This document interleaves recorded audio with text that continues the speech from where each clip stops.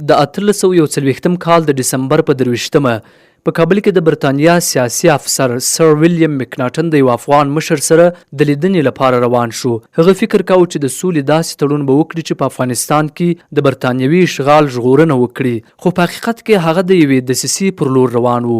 افغان مشر اکبر خان په خپله مکناټن ونیو او ویې واژه. د هغه جسد د کابل په کوڅو کې کش شو او خلکو ته وښودل شو.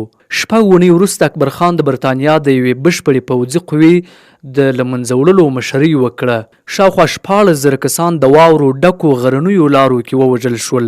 دا د برتانیوي امپراتورۍ په تاریخ کې له تر ټولو ستر پوځي ناورینونو څخه و. او دا هرڅه د کوم تجربه کار جنرال لخوا نه و ترسره شوي، بلکې د یو 30 کلن افغان شهزاده لخوا چې غوښتل د خپل پلار تخت بیرته ترلاسه کړي او بهرني اشغالګر له خپل هیواده وباسي.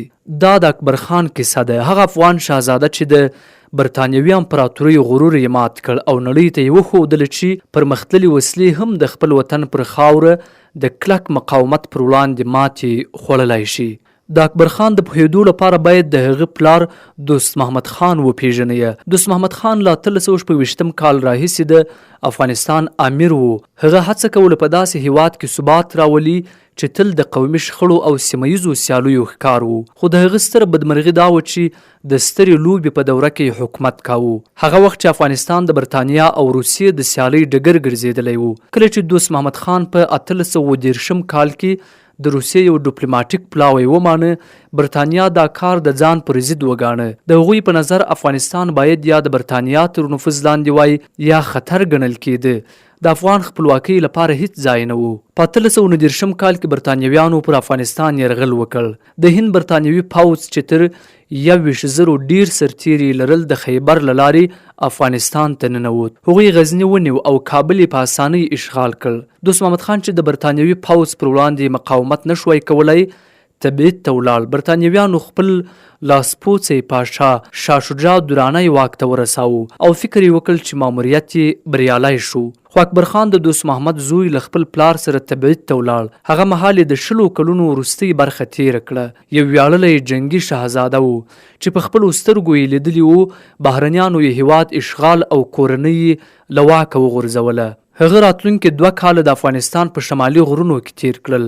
ملاتړ یې راټول کړل، اتحادونه یې جوړ کړل او د مناسب وخت انتظار یې کاوه. او کله چې دا وخت راغی، اکبر خان د هغو تر ټولو اغیزمنو چریکي مشرانو څخه شو چې برتانیویانو کله هم لیدلی نه و. اکبر خان دودیز پوځي قومندان نه و. هغه د اروپایي جګړو رسمي زده کړه نه لرله، نه یې د منظم پوځ او توپخانې تجربه درلوده.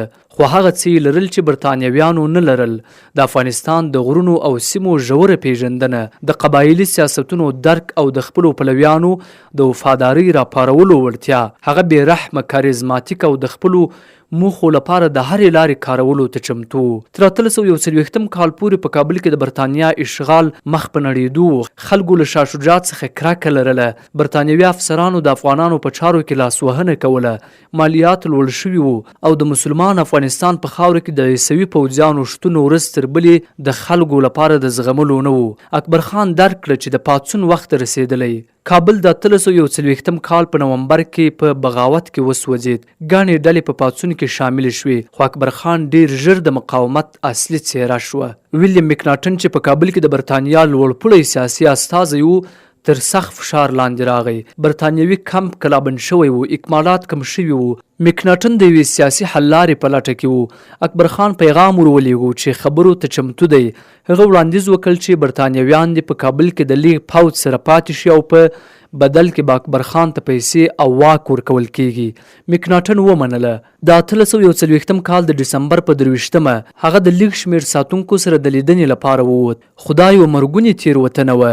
اکبر خان لومړی هغه ته په درناوي هرکلی وکړ، خو بیا یې ونیو او په خپله یې وواژه. د هغه جسد ټوټې شو او د کابل په بازار کې خلکو ته وښودل شو. دا یوازې قتل نه و، بلکې یو سیاسي پیغام و. د برتانیا واک تش و، د هغوی چارواکي وژل کېدای شول او مقاومت بریالی کېدای شو. د مکناټن له مرګ څخه وروسته ټول واک د ناروغ او بې پرېکړې جنرال ویلیام ایلفیسټن لاس ته ولوېد. هغه له اکبر خان سره خبرې پیل کړې. اکبر خان شرط کېښود برتانویان به افغانستان پرېږدي او په بدل کې به خوندي جلال آباد ته ورسیږي، خو دا دروغ و. اکبر خان هیڅکله نه غوښتل چې هغوی په امن وتښتي. هغه غوښتل برتانوي پوځ له افغانستانه بشپړ نابود کړي. د 1842 کال د جنورۍ په 6 د برتانیا شاتګ له کابل څخه پیل شو. تر 14,000 ډیر کسان، پوځیان او ملکي خلک د افغانستان د یخ ژمي په منځ کې د غرنیو لارو پر لور روان شول او له لومړۍ ورځې بریدونه پیل شول. اکبر خان خپل ځواکونه په غرنیو درو کې ځای پر ځای کړي وو. هغه مستقیمې جګړې نه کولې، بلکې په منظم ډول د برتانیا کاروان ټوټه کاوه. په ځینو وختونو کې به هغه د سولې بیرغ پورته کړ، خبرې به یې کولې او ژمنه به یې کوله چې که افسران او د هغوی کورنۍ ځانونه تسلیم کړي خوندي به وي. ځینو دا وړاندیز ومانه. اکبر خان یې رغمل ونیول، خو بریدونو یې دوام وموند. دا یو رواني جنګ و. هر ځل خبرو د برتانویانو پاتې نظم ګډوډاوه او هره ډله یې رغملو د هغوی مشري کمزوري کوله. تر ټولو خونړۍ پیښه د خرد کابل په تنګي کې رامنځته شوه. دا یوه تنګه دره وه چې یوازې یو ګاډی پکې تېرېدای شوی. اکبر خان خپل جنګیالي د غرونو پر سرونو کې ځای پر ځای کړي وو. د همدې خپرونې بله برخه په بله ویډیو کې درته وړاندې کیږي. د نورو علمي، تاریخي او ټکنالوژیکي معلوماتو د څارلو په موخه خان میډیا یوټیوب چینل در سره سبسکرایب کړئ.